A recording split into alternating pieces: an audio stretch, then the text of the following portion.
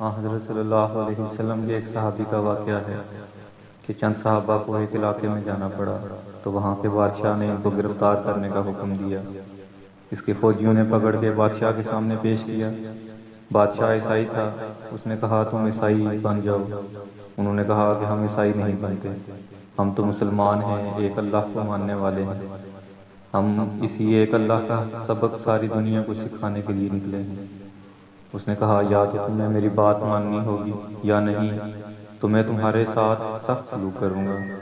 انہوں نے کہا کہ آپ کی مرضی، جو چاہیں آپ کریں، لیکن ہم تو اپنے دین سے اور اپنے اللہ سے پھرنے والے نہیں ہیں۔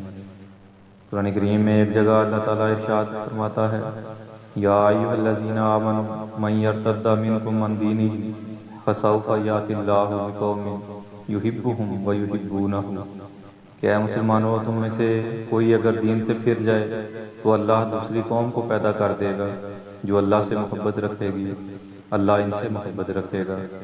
معلوم ہوا کہ اللہ تعالیٰ کو ایسی قوم پسند ہے، ایسے مسلمان پسند ہیں جو اللہ کی محبت میں چور ہوں، سرشار ہوں۔ اس لیے اس کا ذکر کیا کہ تم پھرنا چاہو تو پھر جاؤ، ہمیں کوئی پرواہ نہیں، ہم دوسری قوم کو پیدا کریں گے جو ہم سے محبت کرنے والی ہوگی، اور پھر اس کے نتیجے میں ہم بھی اس سے محبت کریں گے۔ تو وہ صحابہ کرام کہنے لگے کہ تم جو چاہے کرو، ہم تو پھرنے والے نہیں ہیں۔ تو اس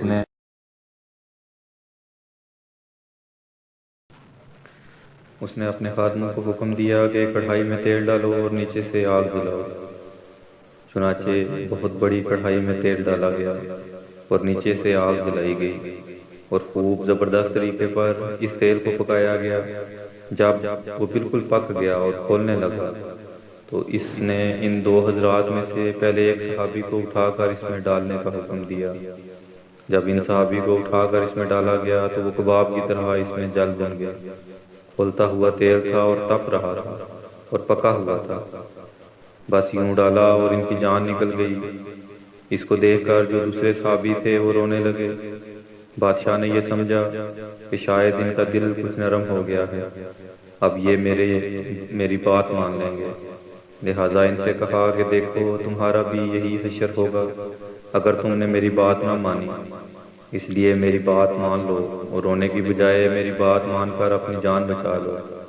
وہ صحابی کہنے لگے کہ تجھے دھوکا ہو رہا ہے، میں اس لیے نہیں رو رہا ہوں کہ میں ان کی جان کو یوں نکلتے ہوئے دیکھ رہا ہوں، یہاں مجھے کوئی خوف اور کوئی دہشت اور کوئی وحشت نہیں ہو رہی ہے، بلکہ میں تو اس لیے رو رہا ہوں کہ میں نے دیکھا کہ یوں ہی ان صحابی کو اس تیل میں ڈالا گیا، ذرا سی دیر میں ان کی جان نکل گئی، تو میں سوچ رہا ہوں کہ مجھے بھی تو اس میں ڈالے گا تو میری بھی اسی طرح جان نکل جائے گی، پھر میرے پاس اللہ کی محبت میں قربانی دینے کے لیے کوئی دوسری جان نہیں ہوگی، اس لیے میں رو رہا ہوں کہ ایک ہی جان ہے۔ اور کہنے لگے کہ اگر میرے پاس 100 جانیں ہوں تو میں یہ خواہش کروں گا کہ بار بار میری جان کو اس میں ڈالا جائے اور میں 100 مرتبہ اللہ کی محبت میں قربان ہو جاؤں۔